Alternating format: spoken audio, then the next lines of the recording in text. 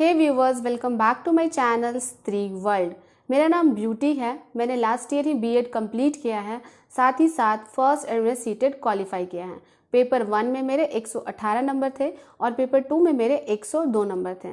तो आज मैं आपको बताऊंगी कि कैसे मैंने 1 महीने की तैयारी में ही सीटेट इतने अच्छे मार्क्स से क्वालिफाई किया है। अगर आप मेरे चैनल पर नए हैं तो मेरे चैनल को सब्सक्राइब कर दीजिए। इसके अलावा अगर आप सीटेट प्रिपरेशन पर एक डिटेल्ड स्ट्रैटेजी वीडियो देखना चाहते हैं तो उसका लिंक मैं डिस्क्रिप्शन बॉक्स में दे दूंगी।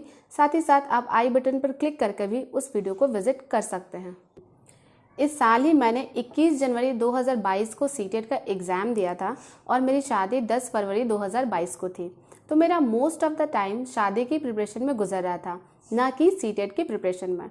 और आपको तो पता ही होगा कि जब घर में शादी होती है तो माहौल कितना अलग होता है। तो मैंने जो पढ़ाई की उसमें मैंने अपने नोट्स को बहुत ही ज़्यादा कंसाइज रखा और आज मैं आपको बताऊंगी कि मैंने उन किन 4 बातों का ध्यान रखा अपनी सीटेट प्रिपरेशन के दौरान, जिनको फॉलो करने के बाद मैंने सीटेट को बिल्कुल आसानी से क्वालिफाई कर लिया। सबसे पहली बात जिसे मैंने ध्यान में रखा था कि मैंने इस एग्ज़ाम को बहुत ही ईजी एग्ज़ाम समझा था और सच में ये एग्ज़ाम बहुत ही ज़्यादा ईजी है।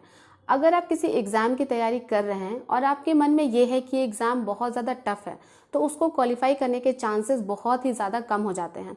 तो सबसे पहले मैंने अपने इस बिलीफ को ख़त्म कर दिया कि एग्ज़ाम टफ है और इस एग्ज़ाम को मैंने बहुत ही ईजी समझकर अपनी तैयारी शुरू की।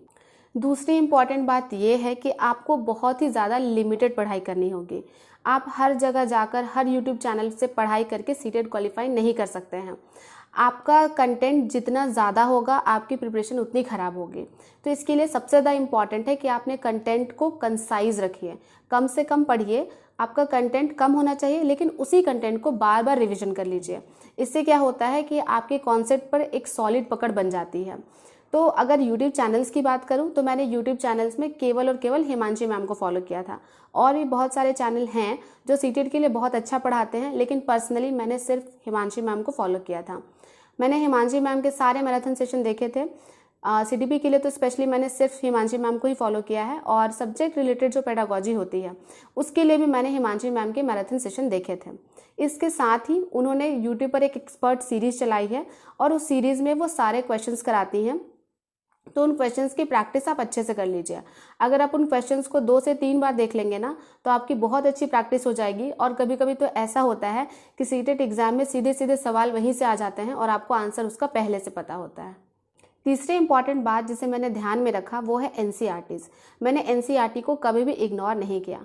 अगर आप पेपर 1 में के लिए अपियर हो रहे हैं या फिर पेपर 2 के लिए अपियर हो रहे हैं तो पेपर 1 में जो है आपका ईवीएस का सेक्शन होता है और पेपर 2 में आपका जो सब्जेक्ट है वो उससे 60 मार्क्स के क्वेश्चन पूछे जाते हैं। तो इन दोनों चीज़ के लिए इम्पॉर्टेंट ये है कि आप एनसीईआरटी को ज़रूर फॉलो करें।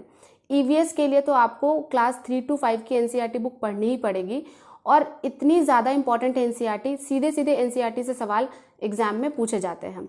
इसके अलावा जैसे मेरा सब्जेक्ट साइंस था तो मैंने क्लास 6 to 10 तक के साइंस बुक को बिल्कुल अच्छे से रीड किया था और उसी के हेल्प से पेपर 2 में मेरे बहुत अच्छे नंबर आए थे। और चौथी इंपॉर्टेंट बात जिसे मैंने ध्यान में रखा था, शायद आप भी उसे इग्नोर करें तो आप भी सीटेट एग्ज़ाम क्वालिफाई नहीं कर पाएंगे, वो है प्रीवियस ईयर पेपर। अगर आप सीटेट एग्ज़ाम देने जा रहे हैं तो मेरा एक बहुत इंपॉर्टेंट सजेशन है कि आप सारे प्रीवियस ईयर पेपर को सॉल्व करके ज़रूर जाएं, क्योंकि बहुत बार ऐसा होता है कि प्रीवियस ईयर के क्वेश्चन सीधे सीधे रिपीट किए जाते हैं और ऐसे में क्या होता है कि आपके पास एक प्लस पॉइंट बन जाता है। और इसके अलावा अगर आप previous year question paper solve करते हैं तो सारे क्वेश्चंस पर आपकी एक पकड़ बन जाती है और आपका कॉन्सेप्ट जो है वो बहुत अच्छा हो जाता है। इसके अलावा आपको समझ आता है कि किस क्वेश्चन को कैसे आंसर करना है। तो जब तक आप प्रीवियस ईयर पेपर सॉल्व नहीं करेंगे आपकी ये समझ नहीं डेवलप करेगी। तो ये थे मेरे 4 इंपॉर्टेंट पॉइंट्स जिसको मैंने ध्यान में रखा था और इन्हीं पॉइंट्स को फॉलो करके मैंने सीटेट पेपर को बिल्कुल अच्छे से और बहुत अच्छे नंबर से ईजिली क्वालिफाई किया था। तो अगर आप भी इन 4 बातों को ध्यान में रखते हैं तो आपके लिए भी सीटेट पेपर बहुत ईजी हो जाएगा। अगर आपको मेरी ये वीडियो अच्छी लगी हो तो इसे थम्स अप देना मत भूलिएगा। इसी तरह की मोटिवेशनल वीडियो और प्रिपरेशन स्ट्रैटेजी की वीडियो के साथ मैं आपसे मिलती रहूंगी। मिलते हैं नेक्स्ट वीडियो में। Like, subscribe and share.